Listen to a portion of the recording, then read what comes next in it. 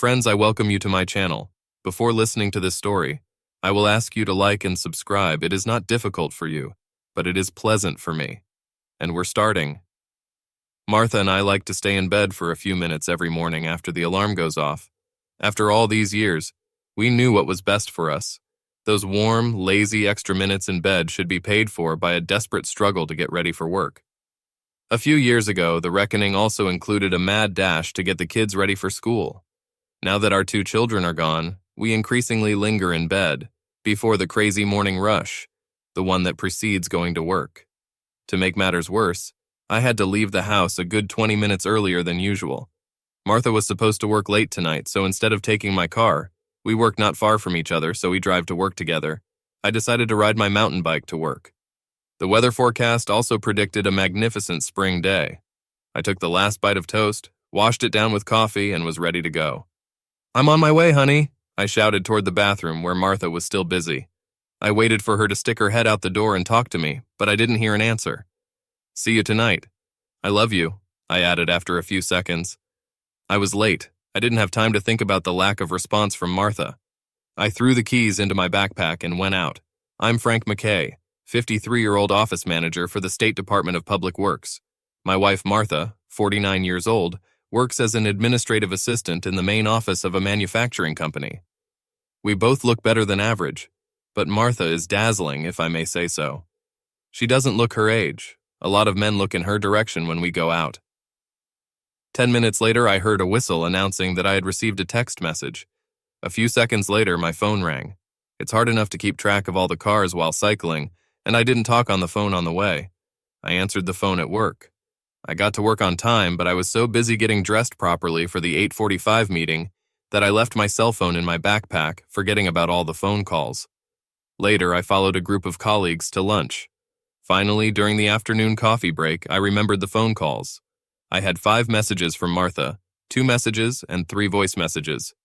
The first text message was sent at 8:10 a.m. and read, "You took the wrong keys. Call me." The second message was sent at 8:35 a.m. "I'm waiting for your call." Then I listened to the voicemail. The first message was left at 8:11 a.m. "Hi, honey. You took the wrong set of keys when you left. Could you drop them off at work this morning? I need them. Call me." Her voice was a little harsh, and I didn't understand why. She doesn't need the keys at work. They use a modern security system with a key card. The second voice message was left around 10:15 a.m. "What are you doing, Dave? I've been waiting for the keys all morning. Call me. I have more important things to do than just wait for you." I have known Martha for over 25 years, 23 years as a wife. It was obvious to me that she was royally angry. Anger and contempt oozed from every word. Before listening to her last voice message, I took the keys out of my backpack and put them on the table. I listened to the last message left at 12:55. "Where are you? I'm still waiting for my keys. I do not know what you were thinking about this morning, but it would be better if they were on my desk this afternoon." This time Martha didn't hold back her anger. She was almost screaming. I was stunned. Lately, I've been getting used to Martha being mad at me for nothing. Approaching the age of 50, I thought that maybe she was going through changes in her body that were causing her to behave strangely. This is the explanation she gave me when I pointed out her change in behavior. She rebuked me when I asked her to see a doctor for hormone treatment or whatever else they do with menopause. Life with Martha has become very difficult lately, and our relationship has been strained. But it was strange to see such a flash because of a bunch of keys she didn't need. I've been working on myself. I think 2 people can play a game of anger. I decided not to call her, but just wait for 5 o'clock to drop off the damn keys. Shortly after 5, I got to Martha's workplace. I just managed to see her drive out of the parking lot and head home. Despite the heavy traffic and the abilities of my bike, I was never able to catch up with her. In any case, it was useless to do this, since we were both returning home. I knew that soon she would leave the heavy traffic and gain a speed that I would not be able to match, so I decided to take my usual, more direct route to try to overtake her home. A few minutes later, I was caught off guard when I saw her car heading to another area of the city. It was an easier route for me. I can take a shortcut through the park, but definitely not the best way for Martha. She turned onto a street lined with many 2-story duplexes parking at the curb. I got suspicious, so I slowed down, watching her from afar as she climbed the stairs and rang the doorbell while typing on her phone. Even from where I was standing in front of my bike, I heard her message ring.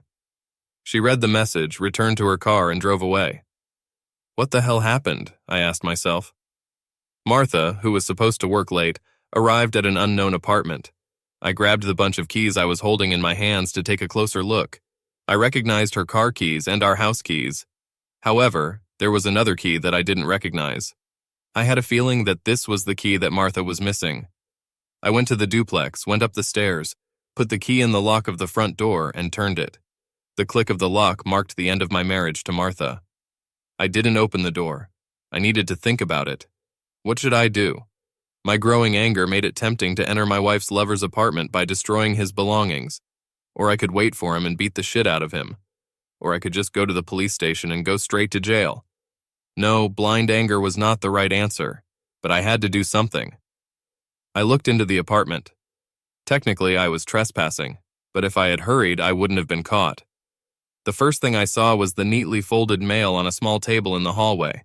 I grabbed the phone bill. The letter was addressed to Steve Muller. I had no idea who it was, but the phone bill might come in handy. I put it in my backpack. There was enough information at the moment. I didn't want to be caught spying in someone else's apartment, so I got out of there. Instead of heading home, I drove to the nearby hardware store. A few minutes later, I had a duplicate key. I expected Martha to be home, but her car wasn't in the driveway. I didn't know what her lover had written to her, but it had to be a message to meet him somewhere else. I decided to play with Martha for a bit. I called her, but she didn't answer. I didn't leave a text message, but I sent her a voice message. I'm late too, but I'll bring the keys soon. I'll be at your office soon. It took a few seconds to get an answer. There's no need for that. I have taken other measures. I just came out of my office. Just go home, was her immediate response. I had a bad evening. Martha didn't get home until 10 o'clock. It gave me a good 4 hours to decide what to do. First of all, I wanted to get proof of her infidelity. With the copy that I now had on my keychain, it would have been easier to just do what needed to be done. The phone bill was pointing to her lover by itself. They were constantly talking on the phone and texting each other, even in the evening when Martha and I were together.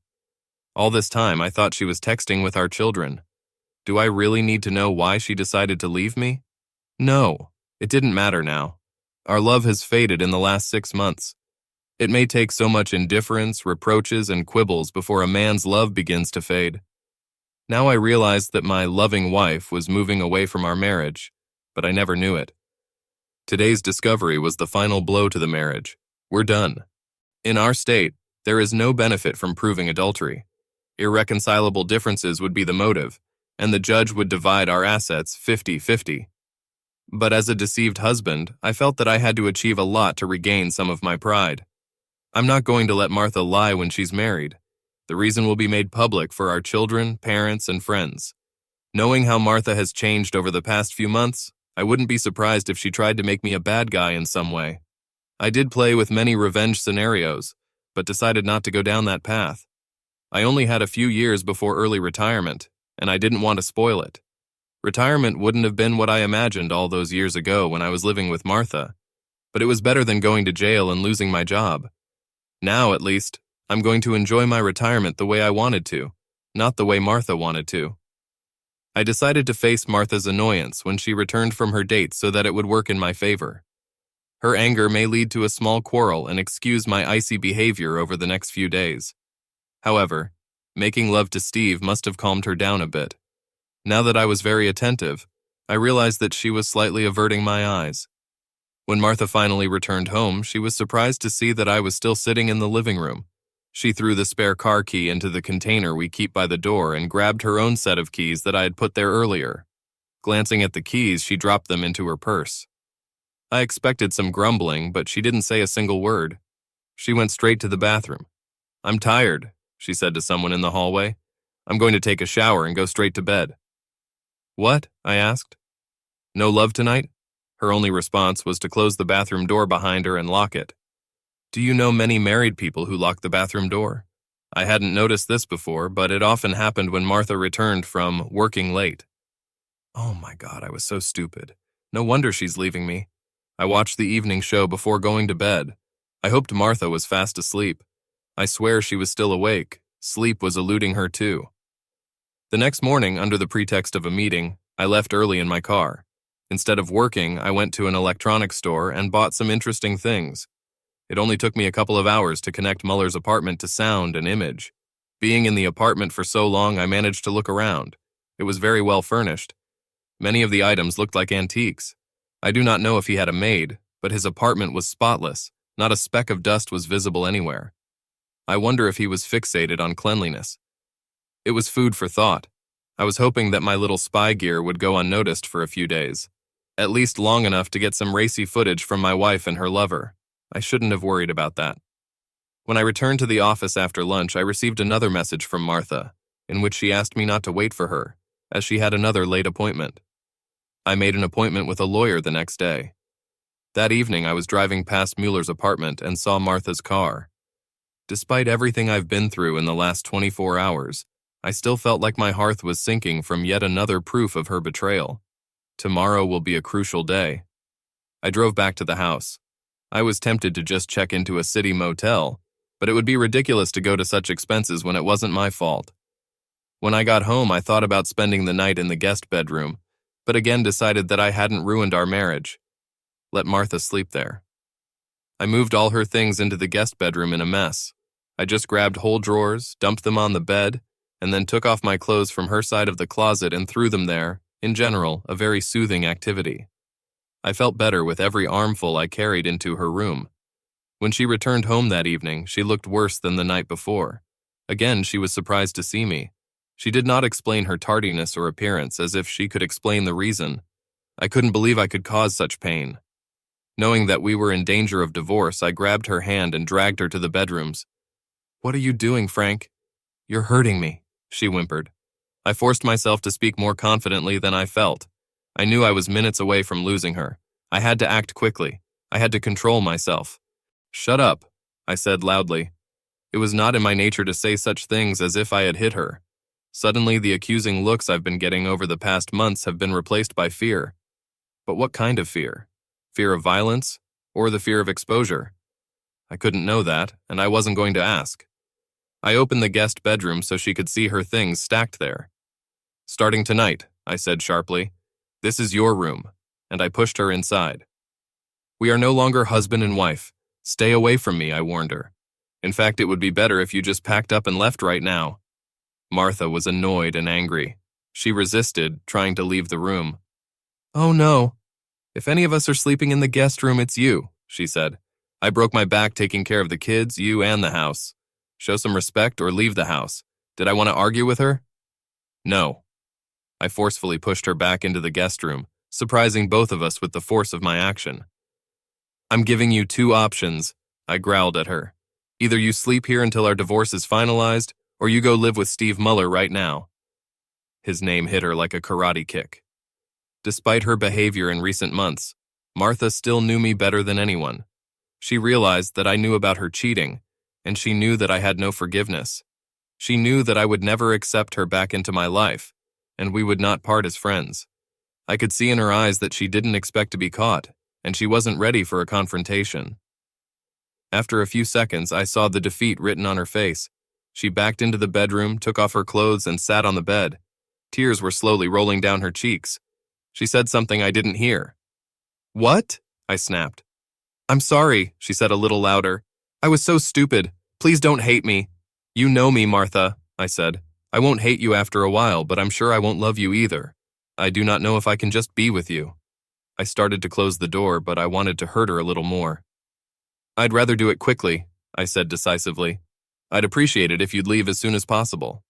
Just sign the divorce papers that you will receive soon, and we will never have to meet again." I closed the door, talking to Martha for the last time before the court hearing. The last sound I heard was her sobbing. The next day, I picked up my spy gear from Muller's apartment. The next stop was my lawyer. Since my demands were simple, he assured me that the divorce papers could be delivered within 2 days. I paid him in advance and left. I tried to get back to work, but it was more than useless. I eventually explained my predicament to my boss, who told me to take a few days off. I drove home, but when I arrived, I saw Martha in the process of moving and parked down the street. From the video I watched, I recognized Steve Muller helping her. I wanted to beat him up, but the extra 3 inches and 40 pounds he had against me made it more desirable than possible. I left. Later that evening, for the first time, I felt the real impact of Martha's betrayal. My anger disappeared, replaced by loneliness such as I had never experienced. Divorce would be more traumatic if our children were still living with us. What was a blessing was also a curse, as I had no one to turn to for comfort. My parents died, my brother and sister lived on the other side of the country. I decided to contact my 2 daughters. I was surprised to find out that Martha hadn't contacted them yet. She was constantly calling and texting them at college. I think it was easier for her to lie to me than to her children. A few weeks ago, if someone had asked me about the right behavior towards a cheating spouse, I would have advocated prudence, maintaining peace and respecting 23 years of devotion as a mother and wife. Now, suffering, desperate for love or at least sympathy, I told my 2 daughters, Mandy and Tess, everything. I felt good knowing that none of them doubted me when I told them that their mother had cheated on me, left me for another man. For a moment I thought they might have known about their mother, but they were very upset by the news and I dismissed the thought. My barely suppressed sobs also helped convince them. Their understanding was a great comfort to me. I made a big mistake that day. By the time I finished calling the kids, I had already drunk 1 full bottle of wine. I'm not a big drinker. Martha and I could drink 1 or 2 bottles of wine a week, and sometimes 6 bottles of beer. The mistake wasn't the booze. It was alcohol-induced self-pity. Faced with a setback, a man should take responsibility for such a setback. But no matter how hard I tried, I couldn't figure out what I had done to push Martha away. My job has never been an obstacle to my family life. I didn't have to travel, maybe once every 5 years for retraining. My overtime work was limited to a few fixed periods per year. To be honest, I've probably let myself go a little bit over the last few years, since I turned 50. But I was by no means fat or out of shape. Muller didn't seem much younger or in better shape than me. I was wondering if he was the best lover, an area in which my knowledge was quite scant. I didn't have much experience before I met Martha. There were only 4 girlfriends between the ages of 18 and 28, and Martha and I had a lot to learn together after we met. I also don't think Martha left me for social status. His apartment didn't seem outlandish. His pieces of furniture showed more than anything else, but he was not a father. We were probably in the same income group. As I curled up in the fetal position for the night, it occurred to me that there was no good reason why she left, only that I was who I am. Can you fight being yourself? Can I cease to exist so that everything is in order? My call came the next morning at about 10 o'clock. I picked up the phone without looking at the caller ID. You shouldn't have been so rude to Mandy and Tess. For a second, I wanted to just hang up, but part of me wanted the confrontation, to put this whole nightmare behind me. What kind of rudeness, honey? I asked. The fact that you've been cheating on me for months, or how do you move in with your lover? Or is it all of the above? There was only silence. I hate silence. Martha, there's a part of me that still loves you, I said. I'm not going to say if this is my feminine part or my masculine part, maybe my stupid part. But there's one thing I'll never do, and that's lie to our family. You wouldn't dare, she pleaded. Not Dad, please. Watch me, I said and hung up. My finger hovered over the speed dial button for Martha's father, but I didn't press it. Harvey has been unhappy ever since his wife died. He was a very good man, but at the age of 80, his health was a little fragile. I think his will to live was a little weak. Today, of course, I could understand that. And he was a good man. I might as well let him die peacefully instead of ruining his life because of his daughter's behavior. My anger was receding. I decided to inform Martha of my decision. I took the bill for Muller's phone and dialed the number listed on it. A man's voice answered. I hesitated for a second. Martha McKay, please, I said. There was a moment of silence on the line. I heard someone crying in the background, obviously Martha. Who's asking? Mueller asked. Her father, I lied, unable to contain a wave of indignation. Oh, and forget about talking to her.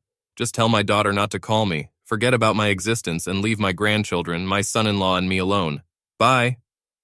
Less than a minute later, feeling a little remorseful, I dialed Martha's mobile phone number. She answered almost immediately, but didn't say anything. She was still hiccuping from crying. Hi, Martha. I broke the silence. Did you have a great day? Frank, why? What is it? She asked. Why did you tell my father? It will destroy him. He's been in such poor health lately. You knew that. Hey, don't shift the blame, I said, since such an insult was difficult to pronounce. It wasn't your father talking to your lover on the phone, it was me. I love your father and I know that you would kill him with your infidelities. I want to emphasize something here. Are you listening to me? Yes, she said. I'm listening. Never let that guy get between me and my girls, or your dad will find out everything about you. All the rough details, as you put it correctly, I told her. Don't think I'm joking. I've trusted you for most of my adult life. I didn't know it was possible, but you violated that trust. I repeat myself, but I have to fight myself not to just shoot you on the spot. There's a lot of hate in my heart for you, and that's what defines me at the moment. Do you understand? Yes, she finally said between sobs. Mark? She sobbed. I'm really sorry. I never wanted that. Me too, I replied, and hung up the phone. 6 months later, I received the official papers defining the official end of my marriage. I had recovered from a bout of depression, but there was still something missing in my life. I couldn't figure out what exactly. I've dated a few women, but I haven't gotten very far. They probably found out that I had a lot of luggage. I had a one-night stand with a work acquaintance who was divorced, just like me. We were just two adults desperate for relief, but it left me with a feeling of loneliness worse than before. One evening, returning from work, I finally had an epiphany. After moving into my new apartment, we sold the house to split the proceeds. I greeted a new friend who showed up 2 weeks ago. Hi, Jack, I said, peering through the door. I was going back to the days when I was a bachelor. I gave names to the dusty lumps that gathered everywhere in my house, mostly behind doors and under the bed. Jack stood at the front door while Roger and Bugs lived under the bed. I was almost ready to pick up the vacuum cleaner in the closet, confused by the thought that Muller would never have left his apartment in such a state. I realized that I still hate this guy. I also realized what was missing in my life was getting even with him and Martha. Of course, for a while I thought that a good beating was okay, but prison didn't appeal to me. I realized that I would never be able to move on unless I found at least a small measure of revenge. I spent the evening cleaning the apartment and thinking about revenge.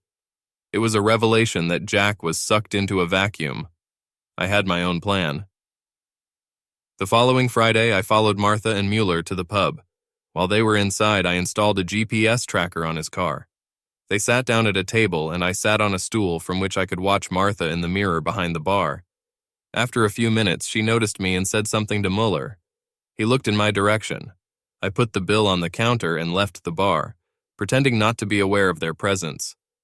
I'm pretty sure he'd recognize me now.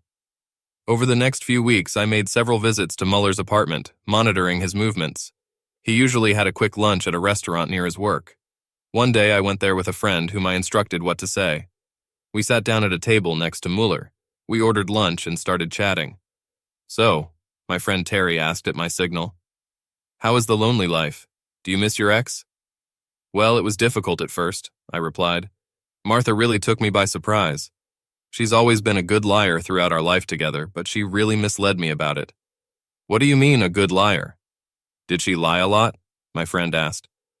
"Well, not often, but enough to recognize it as a personality flaw," I said. "For example, 3 years ago her car was dirty, so she borrowed my car to go to a meeting. She returned in the evening with a large dent on the driver's door. She argued with me that it was like this in the morning when she took it. I washed the car the day before and I knew very well that this was not the case.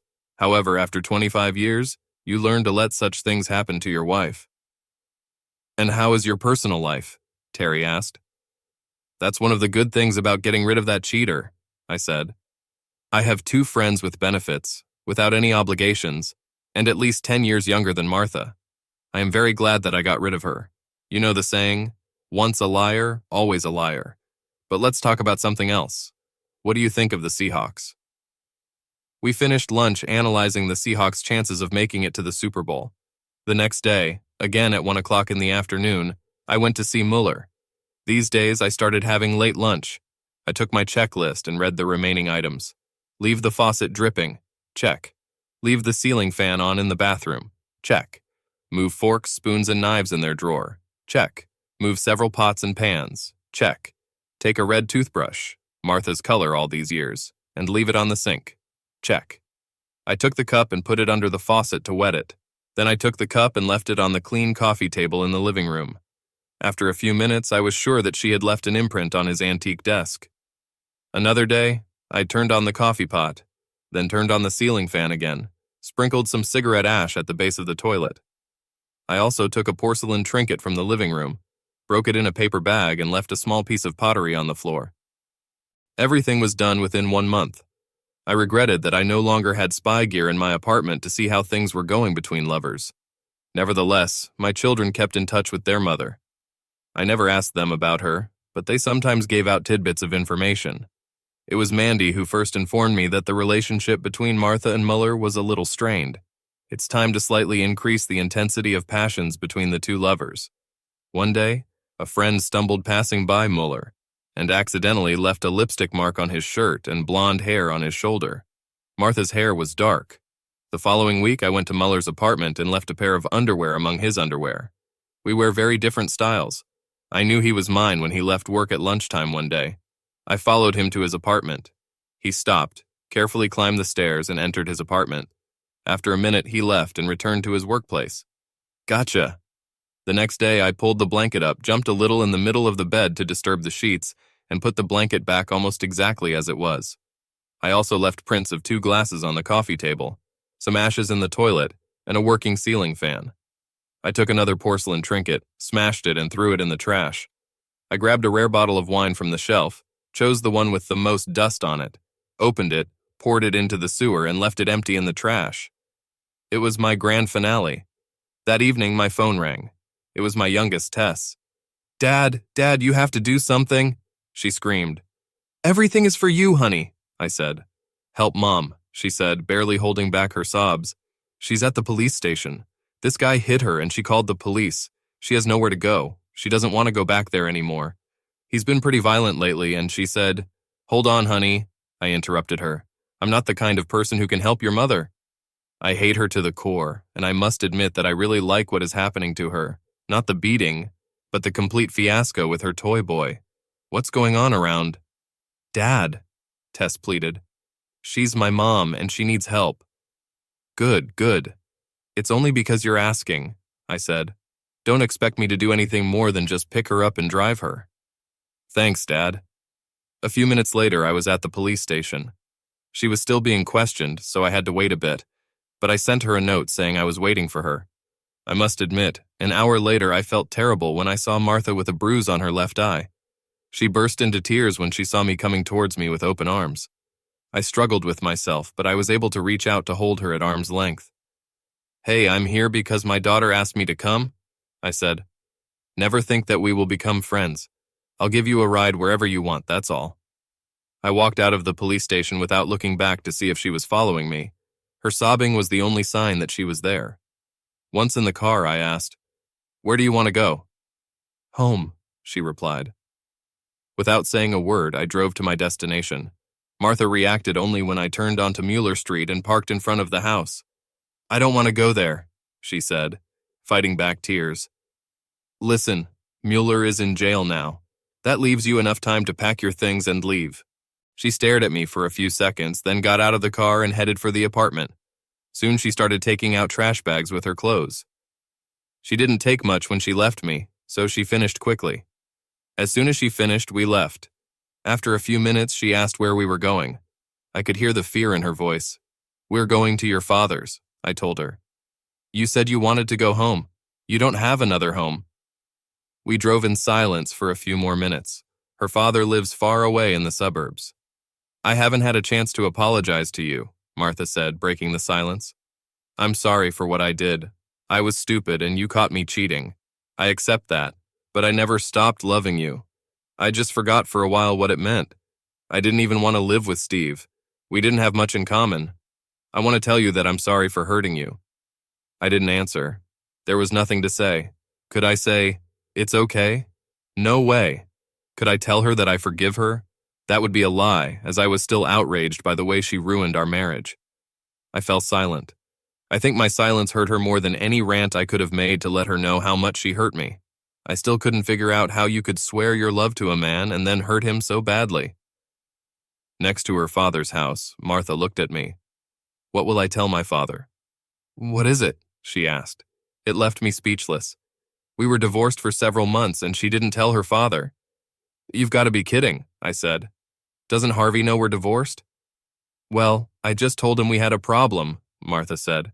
You're definitely in trouble now, I replied.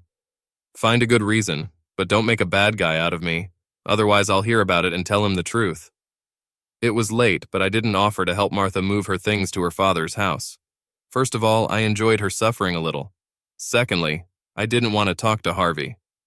The next day I parked across the street from Muller's house.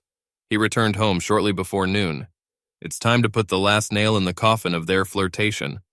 I grabbed the cheapest bottle of Chilean wine I had bought on the way, a $1.10 investment, and went up the stairs. Muller opened the door and was surprised when he recognized me. Hello, I said. We've never met, but I'm Frank McKay, Martha Sharp's ex-husband. I offered him a bottle of wine and he took it. Here, take it so you know that I'm not a freeloader. This will replace the other bottle of wine that I poured out, I said. Then I put my hand in my pocket and took out a key, the key to his apartment. I gave it to him. Oh, I won't need that either.